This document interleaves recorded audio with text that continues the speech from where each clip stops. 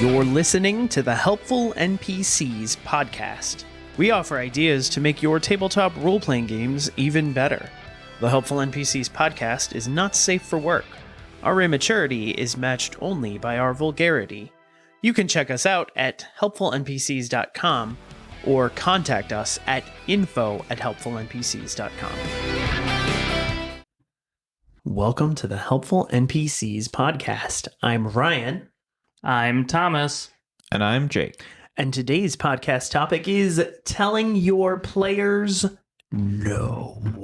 A little bit of an introduction, some stuff going on with the Helpful NPCs site right now. Tom and I have recently started doing, and they've been very popular, these things called just one-page encounters. So it's like a random encounter that just takes up one page, and Tom and I will deliberately limit ourselves to one page. Tom's been working on a lot of like random tables, and I think what we realized is for written content for the website, instead of doing any sort of editorializing, we're going to be focusing the website a lot more on gameable content, so stuff that you can just drag and drop into your game, and our more editorializing or opinion-based content is going to move over to the podcast. So the podcast is going to be moving a little less towards trying to be informative and a little more towards discussion, just because nobody cares about our opinion online. And we've never expressed opinions on the podcast before. Your opinion is shit, as is ours, and they're not interesting to read because everybody and his asshole has an opinion, and it's not entertaining on the website. I like doing random tables, so.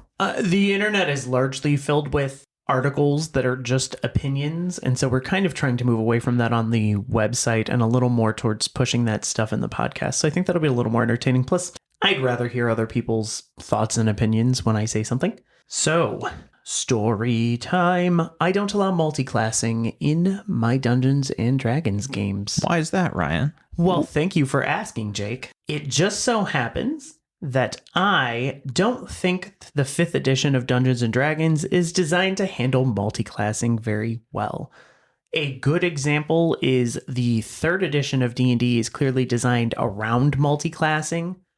Poorly. It is designed around it. Poorly. Less poorly than 5th edition. 5th edition, I have always felt that multi-classing is just kind of a mess mechanically. It feels like something they added as an afterthought. And I find that for newer players, which we tend to play with a lot of newer players, those sorts of mechanics are a little much. But, and this is the other thing, it sort of filters out some of the people that I don't necessarily want to play with. And this is going to lean into the Stormwind fallacy. Stormwind fallacy is a very famous internet argument that you might remember. And what the Stormwind fallacy essentially says, and I don't care for anyone to correct me, it essentially says good optimization does not equal poor role-playing, and poor optimization does not equal good role-playing. And what I have found about the Stormwind fallacy is it is definitely technically true, but it does not negate the trend.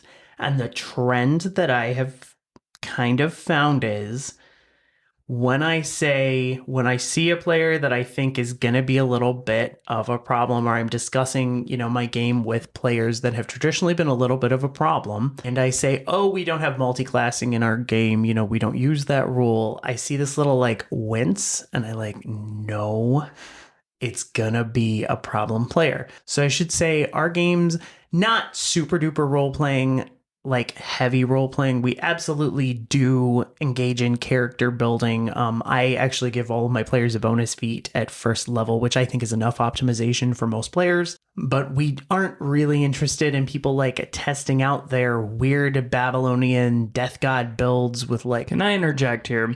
Ryan is taking a very long and boring time to say that the kind of player that's super interested in character building is probably not a great fit for our table because they're going to be too into the mechanics versus the roleplay aspects.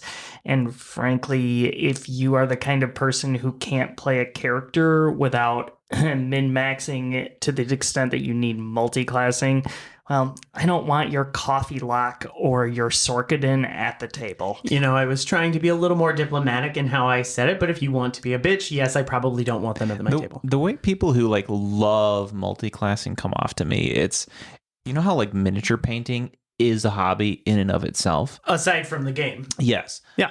The way that people who just absolutely have to multi-class come across to me is like, that's the hobby for them. Is just building character after character after character. And never really playing with any of them very long or getting invested in who the character is. It's purely just like, I want to build a character of these two classes at this level, and I'm going to spend 3 hours min-maxing that, and that's my hobby. And to be fair, that was totally me back in college. Tom spent an inordinate amount of time trying to figure out how to make different builds go together.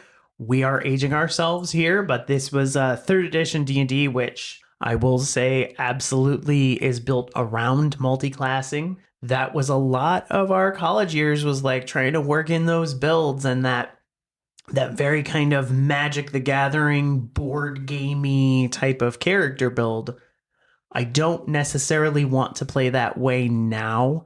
And if someone kind of is like, oh, I don't want to play your game because there's no multiclassing, it kind of tells me that they're not going to be game for limitations that I place, which is the point of the podcast today, is placing those limitations. And so it's not even about like, oh, multiclassing ruins the game, because you can absolutely make a well-rounded, interesting character that is multiclass.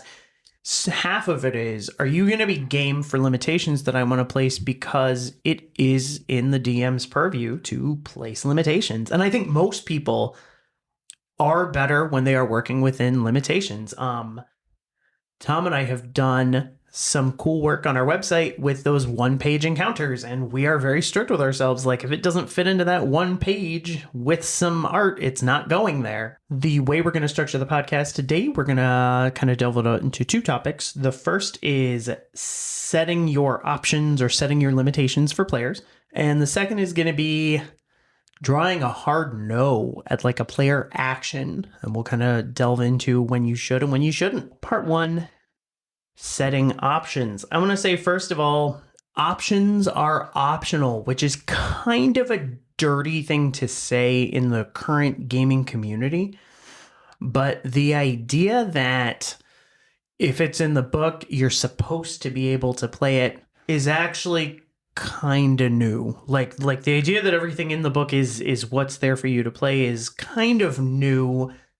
And it really started with 3rd edition, when kind of that character building became a big part of the game, and you suddenly saw character options exploding and exploding and exploding, and it became that kind of Magic the Gathering, like you build your character, like you build your deck. I think part of that is with the OGL in 3rd edition and 3.5, character options are far easier to write and create than adventures and settings. And so that was a very easy way for people to make content. And those character options were oftentimes bad, oftentimes not balanced. No. And there is just like easy content to churn out. But also remember, we've seen this problem with 1D&D recently, the drama surrounding it. Player options are a great way to incentivize players to buy books. Adventures, you get less sales. They're less interesting. Well, the only person who's going to buy an adventure is a DM, generally. Mm-hmm. Another note about this is there is nothing special about, quote, official content. I don't want to trash anybody, but some of the even like official answers we've seen about how rules work are like garbage answers. There is nothing magical about the official content that they create. It's not this delicately balanced ecosystem of options that like perfectly fit together. And if it were, they wouldn't be able to add more content. That's actually something that we talked about with Savage Worlds. Savage Worlds was so good, they almost had trouble adding content to it because it was a well-balanced, internally consistent ecosystem. Mm-hmm. There is nothing about that is like, oh, if this is an official option, it needs to be there, and the designers all know what they're doing. No, the designers just kind of go with what's popular. I mean, if the designers knew what they were doing, they wouldn't need to issue errata or Redo the Ranger 4 times. I was going to say, even have new additions to the game. if the official content's so good, then why did the Beastmaster Ranger exist upon release? Oh my gosh, what a terrible option. Yes, and why did it take until Tasha's Cauldron of Everything through like multiple unearthed arcanas to get it functional? And it's still not that great. Like, I'm going to play a Beastmaster in Tom's next game, and I'm still, like, having to use every possible option, and still it's like, ooh, it's okay. It's okay. Your summon's not, terrible. Look what they did to my boy. My Yes. favorite class. My favorite boy. And you even see things just get included based on popularity, which is something that really happened with 4th edition. I'm sorry, there are things there that I don't really think should be core. Specifically, we're looking at Hellboy Tieflings and Dragonborn. Yeah. Which I think actually brings us to our next section about player expectations. Absolutely. This is largely for GMs, when you are sitting down with your group and you're trying to figure out what you want to play, you are not just playing a D&D game. Give your players some idea of what they're going to be playing.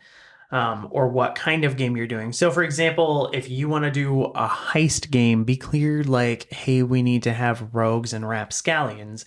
If you want to do a classic fairy tale game, be clear that they know that that's what's going on. Don't just say a D&D game with the idea that everything is going to be allowed, because you may get characters that don't actually fit together in the same game. And then it's a lot of work to try to, like, come up with some stupid story justification for why they're all playing together. I will share an example of this. I have run Curse of Strahd and a 5th edition conversion of the Isle of Dread.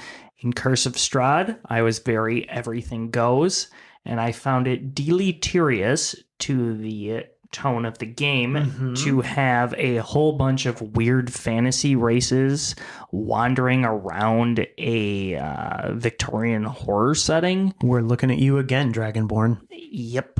And in that same vein, when running the Isle of Dread, I flat out said, I want a sword and sorcery game. Everyone will be a human in this game. And it is worked out fine. Absolutely. And we have a lot of newer players in that game, so being human only kind of worked out better for them anyway, because they don't have to think about like what an elf is. And this is not to knock those weirder races. They're games where they absolutely work. I'm running Spelljammer right now, and Tom's a Thri-Kreen and Jacob's a Plasmoid, and they're like the weirdest fucking races because it's Spelljammer. It doesn't matter. It's like a kitchen sink setting. It is a kitchen sink setting. In fact, it's multiple. It's all the kitchen sink settings D&D has done are kind of stuck in one place, and you guys have made friends with goblins and Athasians and all that crazy shit. So it's not entirely to knock those races. It's more a matter of like, hey, do these fit the kind of game that we're trying to do? And I should say, if you don't know, like, hey, I want to do a heist game, hey, I want to do a fairy tale game, hey, I want to do a knights game, ask your players what they want to play, and you can always plan around that. One other thing when talking before the game starts about what kind of game you want to play is what kind of tone it's going to have, in addition to like the theme of the game, like Ryan was saying, like a heist game or fairy tale game or sword and sorcery game, a more classic, just generic D&D fantasy. You can do all of those things with vastly different tones as well. You can do goofy, where the characters have funny names and do ridiculous things. You can do super grim dark, where everybody's serious all the time and there's no fun anywhere. Gritty. Yeah. So gritty. Or you can do something, between those two spectrums. So I think the tone of the game is super important to set beforehand. So that way, I had a game once where all the characters were normal. It was very super generic D&D fantasy. And then one player wanted to name his character Hugo Stiglitz, which was definitely went against the vibe of the game. No. And I wasn't experienced enough at the time to tell him no. Yeah, and that's the thing with younger GMs, is that they think everything means everything, which we'll kind of get to later. But yeah, no, I mean, you can absolutely be like, yeah, that doesn't fit. And it's important to say that when you put limits on players, this is how the game used to be. And I'm not necessarily like banning stuff. I'm just telling you what options are there. Like, this is what's in my game. This is what's in my world. So to kind of move on to that, reasons you don't ban stuff. Number one, you don't just ban stuff because you don't like it. So easy target for us, tieflings and dragonborns. Warlocks, yeah. I don't ban those things unless I'm playing a setting where those things don't make sense. So Tom's next game is largely about the kind of more humanoid races kind of settling a wildland. And yeah, like a demon person hanging out in town makes way less sense than like an elf. And it's okay to tell your players no. Conversely, if I was running a fairy tale setting, a warlock might fit, but a kung fu monk might not. Another thing to keep in mind is do not have different rules for different players. Like there's that old classic like GM's girlfriend stereotype, which I don't think is something anybody here has ever fallen into, but that like, well, my girlfriend is playing this character because she's got a really well written backstory. Yeah, I'm sure, dude. I'm sure you totally had a neutral standpoint on how good your girlfriend's backstory was, which is why she's allowed to play a sorcerer and everyone else has to play a fighter. You know, her fighter sidekick. Go fuck yourself. I'm sure that GM has seen her backstory many times. Oh ho ho ho, indeed. And then of course we've talked about this a little bit. How you do set boundaries. If I'm doing a setting of scoundrels, I don't really want like a cleric of the god of law, like walking around, like, you know, telling us not to steal everybody all the time. And even in our Spelljammer game, the paladin wanted to play a devotion paladin. And I was like, no, I'm sorry, I have to veto that. That doesn't really make sense for a chaotic good group. And in fact, I will even go so far as to limit alignments. I typically will give a party alignment, which means this is the alignment of the adventure. You're going to have to be like within a step of this. So like this is a chaotic good party. So you can be chaotic neutral. You can be neutral good. You can be chaotic good, but no, you can't be chaotic evil in my chaotic good party.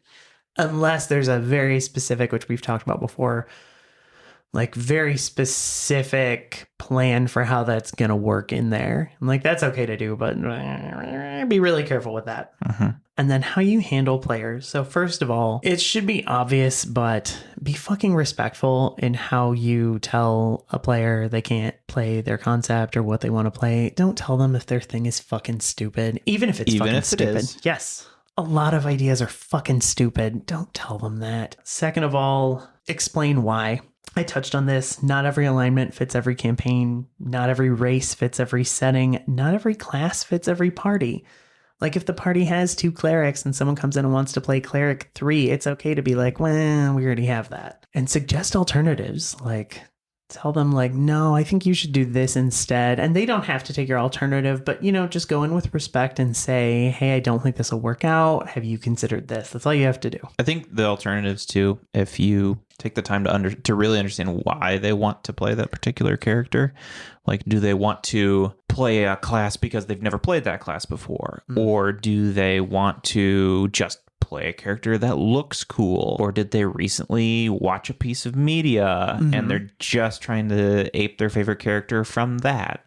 So you can get an idea of why they're trying to do what they're trying to do, and that will help you inform alternatives, but also give you a better idea of why it may or may not work in the game you're running. Sure. So if you're trying to play a setting where everyone is like holy crusaders and someone wants to play a rogue and your first instinct is no, well, maybe it turns out they want to play like a holy assassin who assassinates for the church, which would totally fit that kind of game. Because they've been playing Assassin's Creed. They've been playing Assassin's Creed. That is Assassin's Creed, right? I've never actually played it. Neither have I, but I assume so. I think that's it. He wears a lot of white. That is correct. I have played a little bit of it. Okay. Thank you for chiming in eventually. With how many Assassin's Creed games there are, I'm actually kind of shocked that neither of us has played even one of them. I'm not the biggest video gamer, and I'm really not a solo video gamer. Unfortunately, Tom and I live together, so I kind of always have someone there when I'm playing video games. So like, we want to play together when we play. Side note, one of the things that always really turned me off about Assassin's Creed was the whole like, oh, you're in this time travel machine just back in the body of your ancestor or whatever. And I was like, God, is that what that is? Yeah. Oh. Yeah. And so there's like cutscenes and you like jump out and stuff happening in modern day. And I was like, oh, that just ruins it. I don't like that. I don't like that. No. It's not for me. So if you are told no, Step 1, cry. Step 1, cry. Step 2, fillet the GM. No, step 1, you have to understand most people, like I said earlier, work better within boundaries. Tom and I do. The person that is telling you no, if they're telling you no respectfully and probably explaining why, they have probably given it some thought. If you're playing with a, wannabe god GM that just tells you, no, I hate that, don't put it in my game. Yeah, I understand being frustrated. But if the GM tells you like, hey, this isn't going to work with the type of game I'm trying to run, like understand they put work into that too. And the GM deserves to get to enjoy their own fucking game. They're not just there for you. If necessary, ask for clarification, sort of, hey, why, what's not good about this? Is there something I can change to make it work? Be flexible for adapting your concept. And then finally, if you're kind of upset, it is okay to decide this is not the right group for you. There are lots of D&D groups out there. If the GM is trying to run Game of Thrones and you're trying to play Naruto, it is totally okay to decide it is not the right group for you. And actually, that kind of leans back to our introduction, where not allowing multi-classing, we've had players opt out that want to do that kind of character building challenge. And it's like, yeah, sounds like it's not the place for you. That's okay. Part 2, limiting player character actions. One thing I want to kind of note here is, I talked about this earlier, ultimate freedom doesn't actually mean freedom. It's very hot. This is a thing that newer GMs run into where they believe that just because the system will support you doing almost anything, they actually have to allow players to do almost anything. And it's like, no, I'm trying to tell a story and I'm trying to entertain 6 people at the same time. Don't tread on me. Proud to be an American. Oh wow, he's still doing this. Yeah, I'm doing it. This is the rest of the podcast, folks. Yeah, this is gonna be okay, saying... I think Jake had something he wanted to say. Before it's driven out by that glorious anthem. Yeah.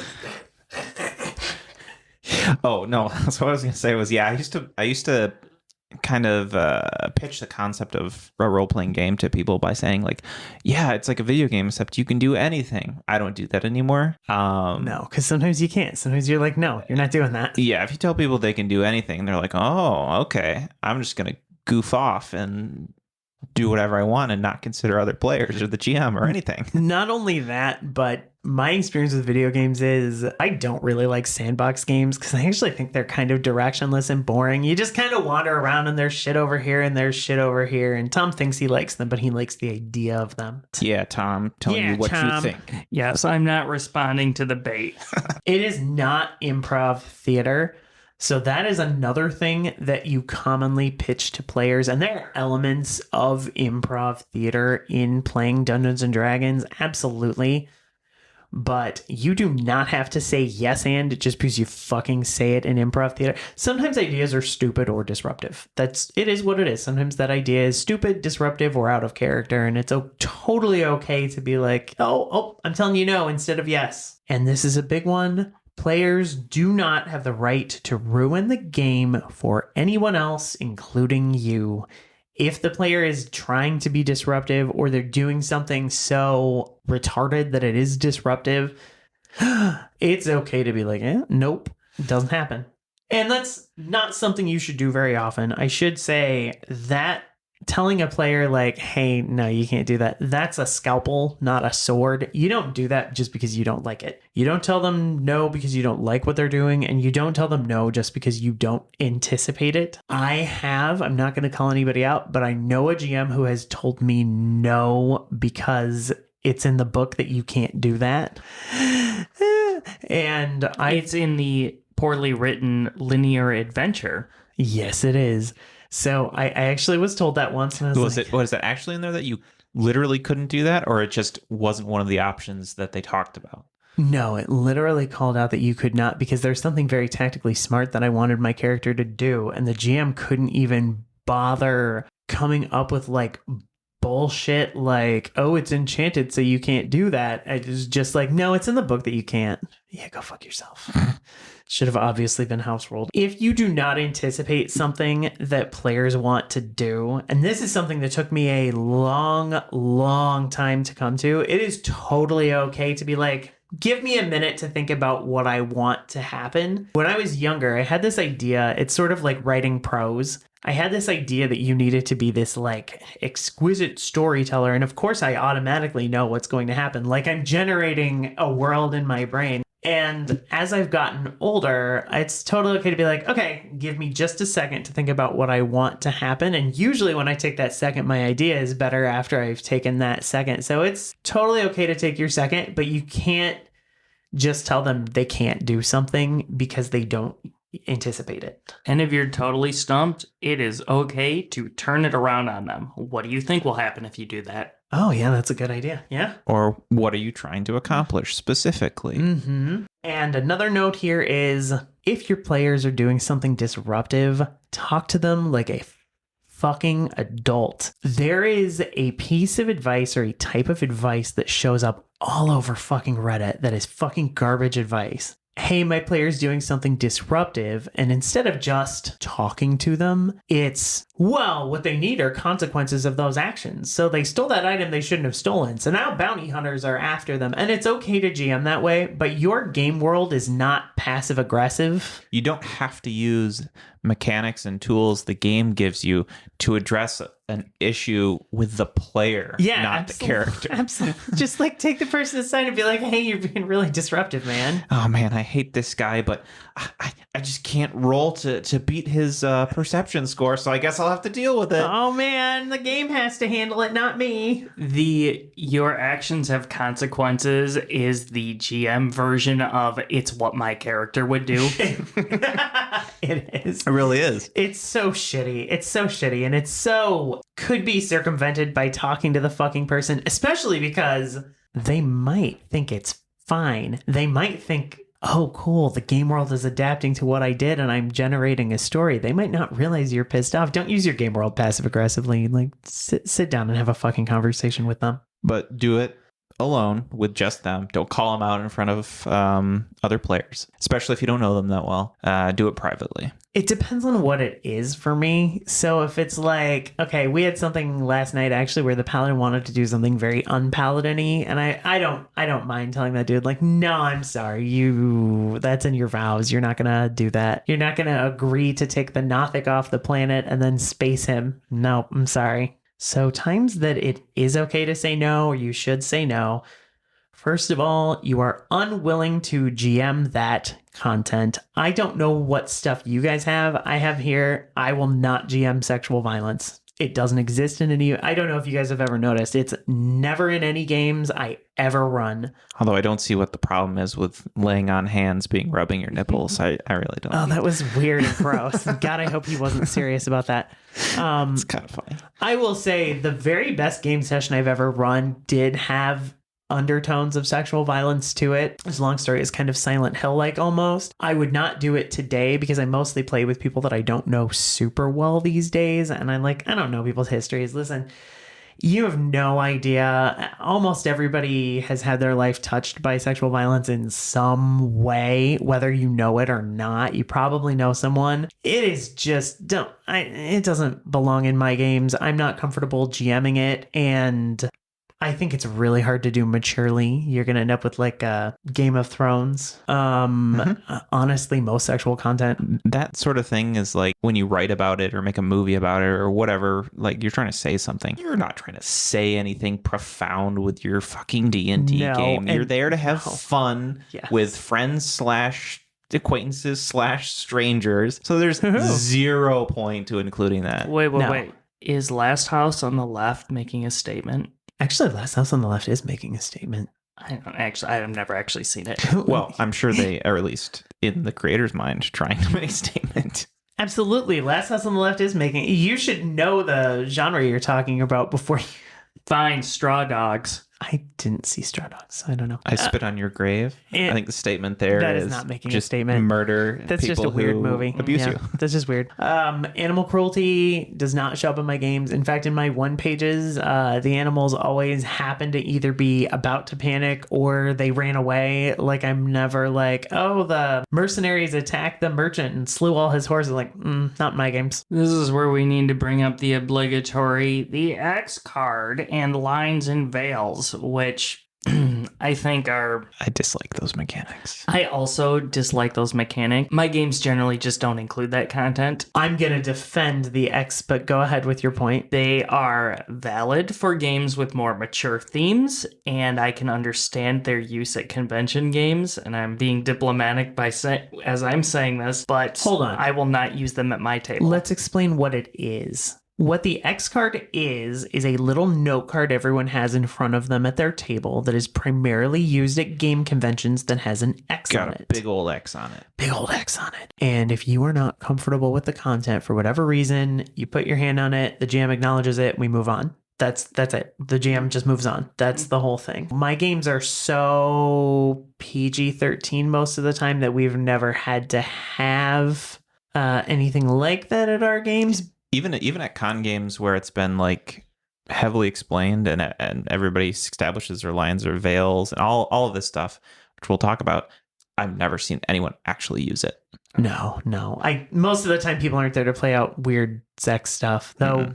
We have been at some games at conventions where people have, and that's as much detail as we're going to go into in that story. I wish I would have had next card in that game.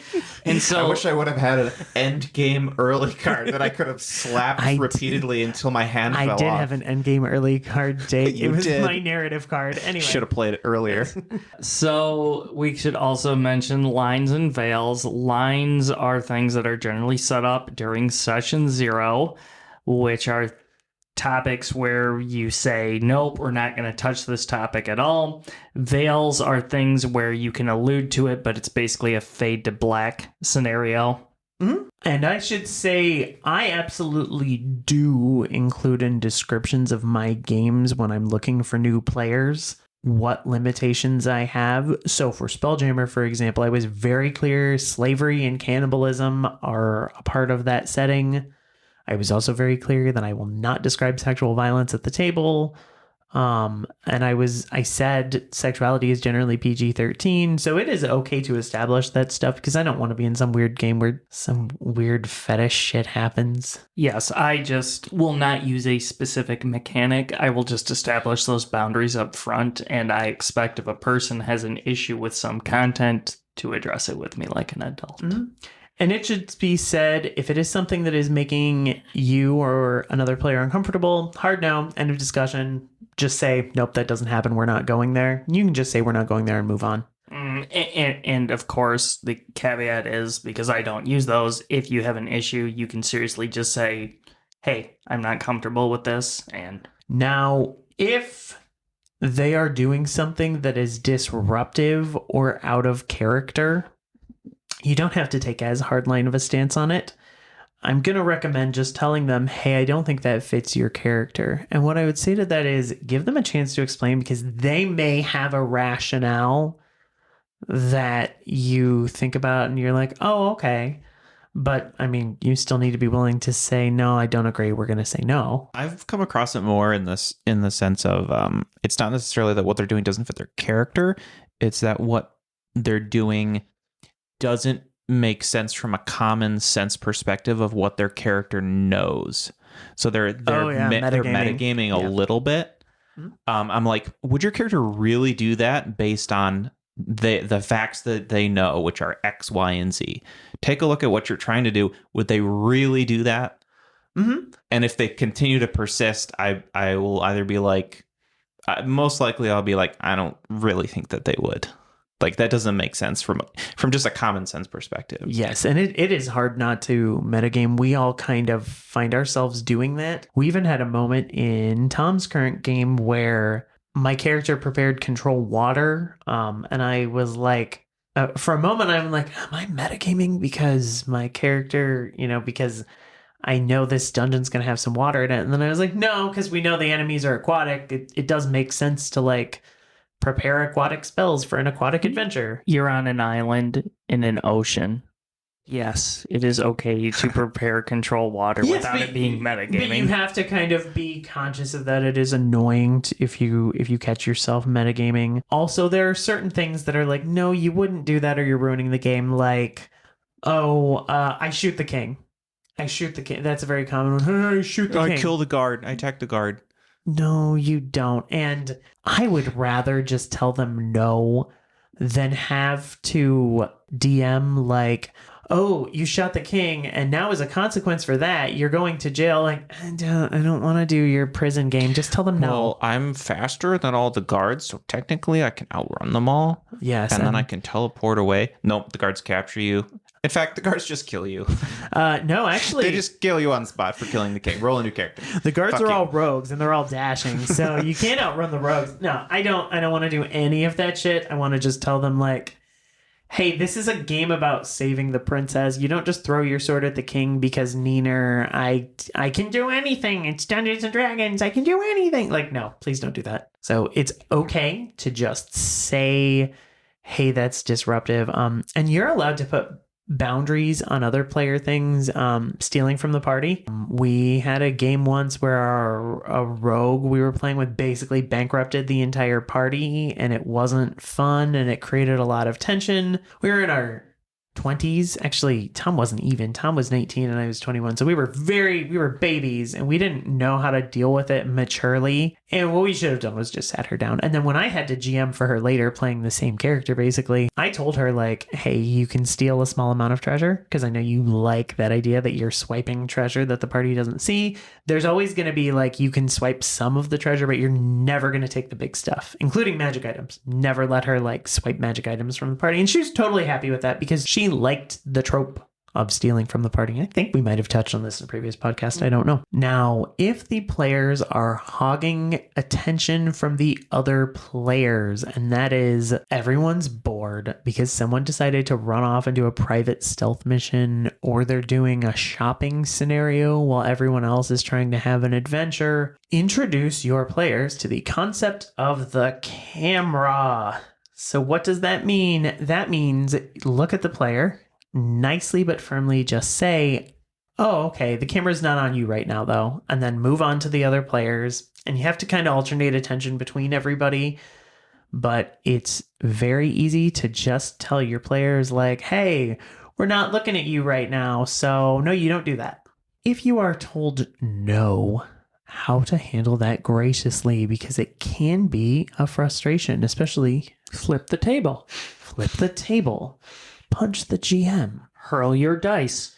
start a relationship with the GM, and 3 years into marriage, give them a black eye to explain to the neighbors. I thought you ran into a door. 7 times. So first thing is, if you're told no, shut the fuck up.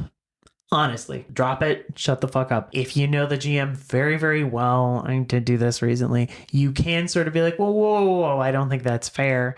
But you better have a great relationship with the GM to do that. Yeah, or if you think that there's been a miscommunication, right? Like if you've said something and based on the way they're reacting, you think that they're not understanding like what you're actually doing, you can clarify, right? Absolutely. But be very clear and say, no, I think you think I'm doing this. This is what I actually mean. Absolutely. But if the GM is like, no, the camera's not on you, shut up. Because if the GM is having to say the camera is not on you, it means you've gotten a lot of screen time and you're hogging all the attention from the other players, and that's not fun. Especially if you're not in the scene. Like if you're not even in the same room or scene as the other character, yeah, you need to shut the fuck up. Yep, shut the fuck up.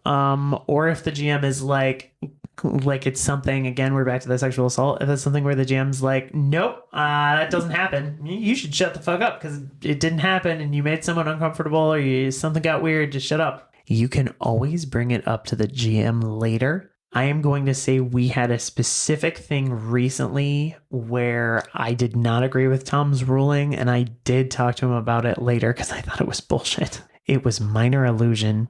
Tom made me roll like... Oh my god, we're hearing about it again. No, I want to hear this rehashed right now. No. This is good for the podcast to discuss. Tom in the moment said, I'm going to have you go ahead and roll charisma bluff to use minor illusion to trick someone. And I said, that's not fair.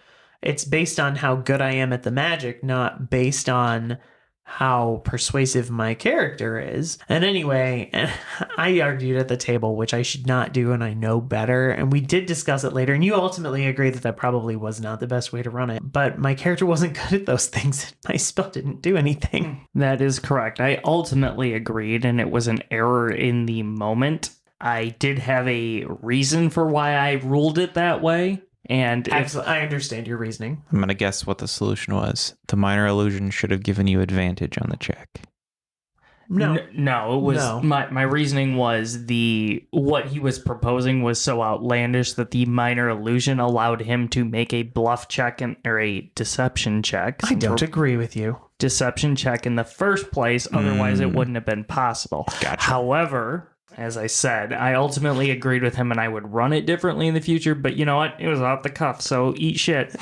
I'm not trying to call you out. I'm trying to say probably so you have some latitude when you're disagreeing with your spouse at the gaming table, not in the GM's girlfriend, you deserve special treatment kind of way, but when you've known someone for like 15 years, it's okay to like, it might be okay to do that, but if you don't know that person real well, you should probably shut the fuck up. Like, I would not go to a convention game and be like, I don't like that ruling. You know they're trying to fuck you, but just not in that way. Gross. So that's really it. That's all we had to say about those topics. Bring it up to the GM later. Outro, something that we always kind of want you to think about is it is a team game in and out of the game world. So it's not just that your characters are teamed up because they're one adventuring squad. You're teamed up with the other players to try to give everyone a good experience, whether you're the GM or the player. And what that means is fucking work together, guys. It's team sport. Mm-hmm.